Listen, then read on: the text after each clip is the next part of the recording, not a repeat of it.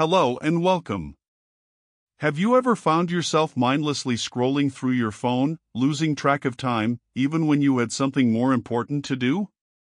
You are not weak-willed, you are experiencing a carefully engineered system. Your social media apps are designed to work like a slot machine, and they are fundamentally rewiring your brain's reward system. Think about what happens when you pull the lever on a slot machine. Most of the time, you lose. But occasionally, you get a win, a small reward of lights and sounds, and sometimes money. That unpredictability is what makes it so addictive. You keep pulling the lever, hoping for the next win. Now, think about your phone. You pull to refresh your feed. What will you see?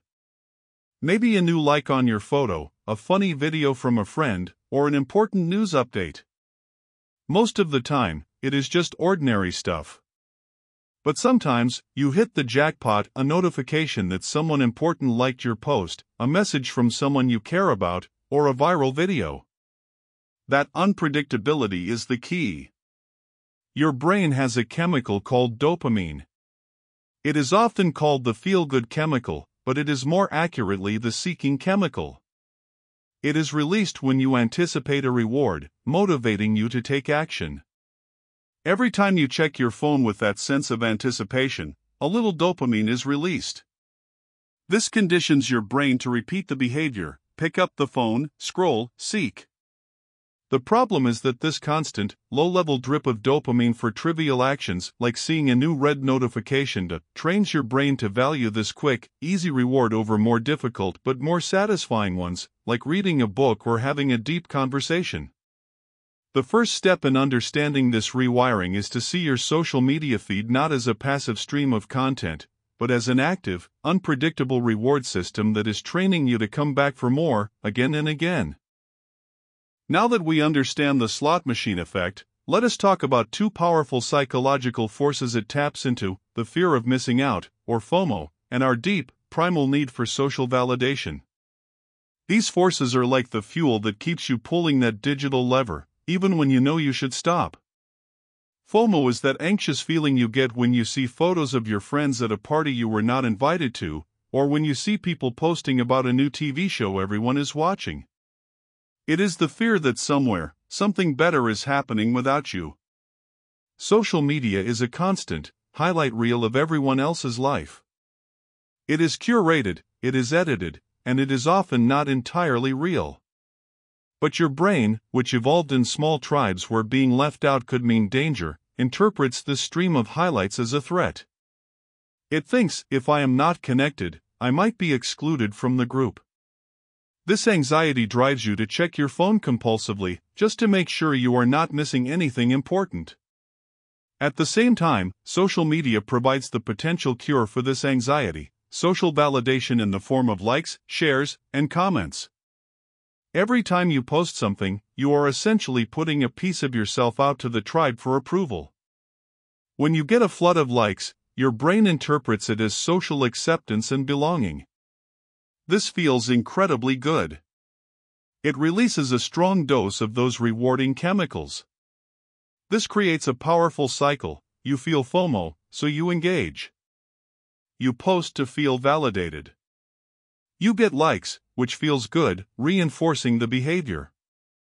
But the high is temporary, so soon you need to post again to get another hit of validation.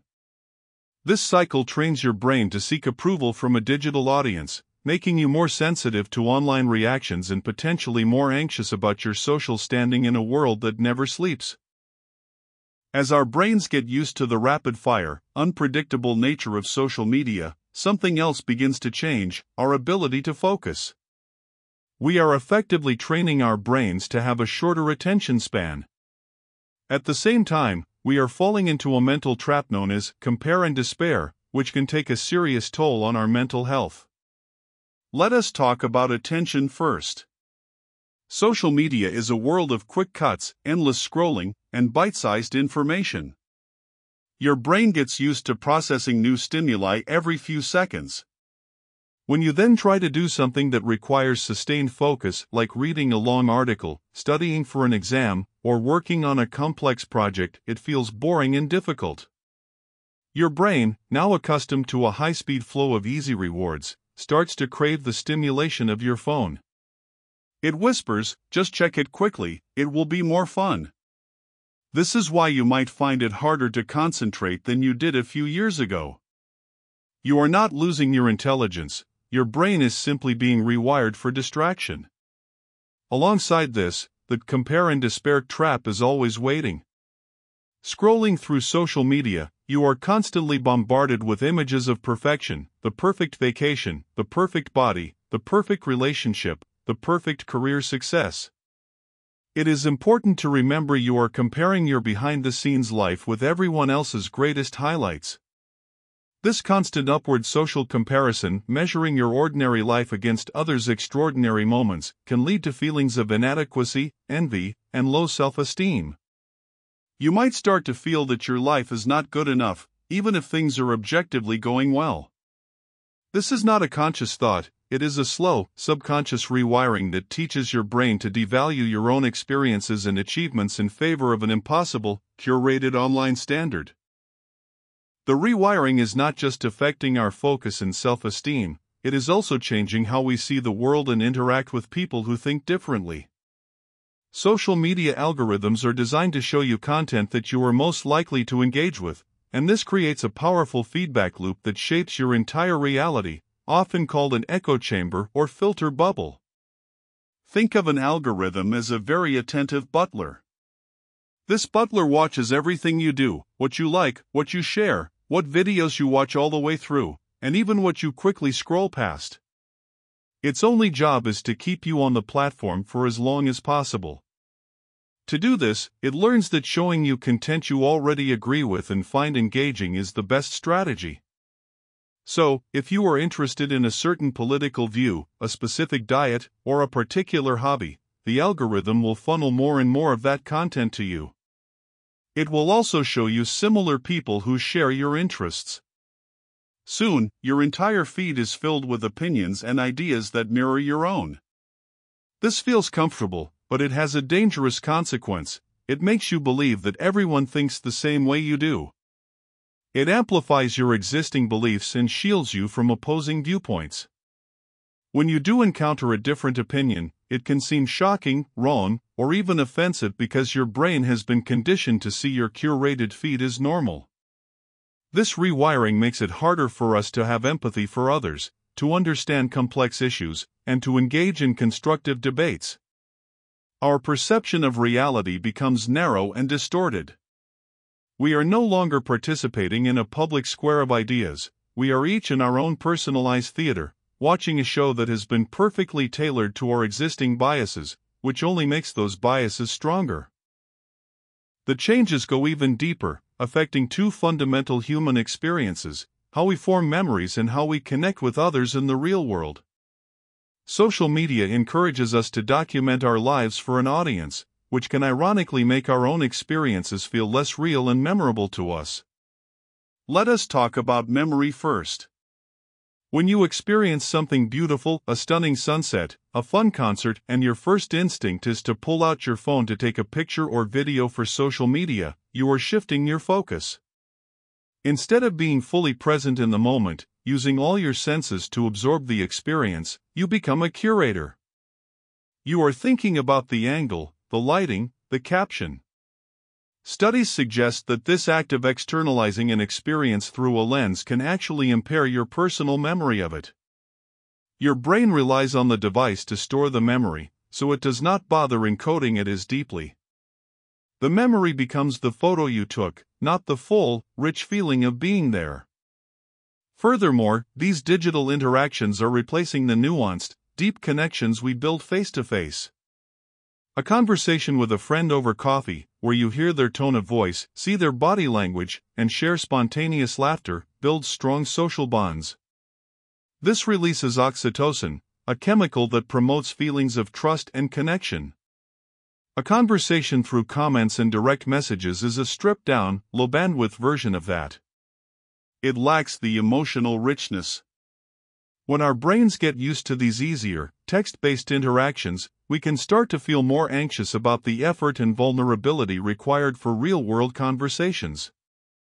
We may feel connected to hundreds of people online, but simultaneously feel more lonely and isolated in our actual lives, because our brain is not getting the deep, neurological reinforcement that only comes from genuine, in-person contact. All of this might sound alarming, but here is the most important message: your brain is plastic. That means it can change and adapt throughout your life. The same neuroplasticity that allowed social media to rewire your brain also allows you to rewire it back.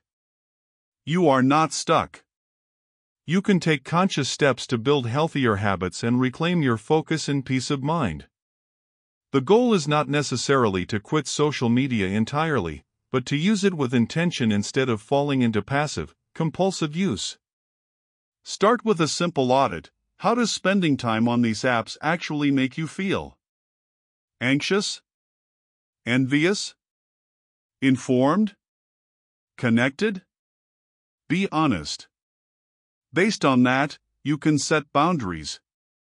Try turning off all non-essential notifications. This stops the apps from constantly interrupting you and pulling you back in.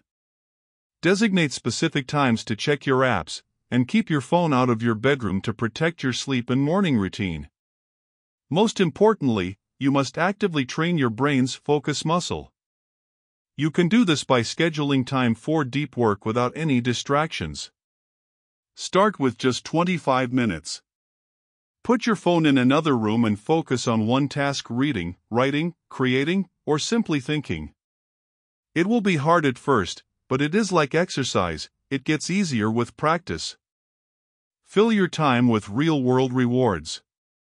Go for a walk, call a friend, pick up a hobby that requires your hands. These activities provide your brain with deeper, more sustainable satisfaction than a like ever could. By being mindful and making small, consistent changes, you can reshape your neural pathways. You can transition from being a passive user controlled by an algorithm to being an active, intentional person who uses technology as a tool, not a trap.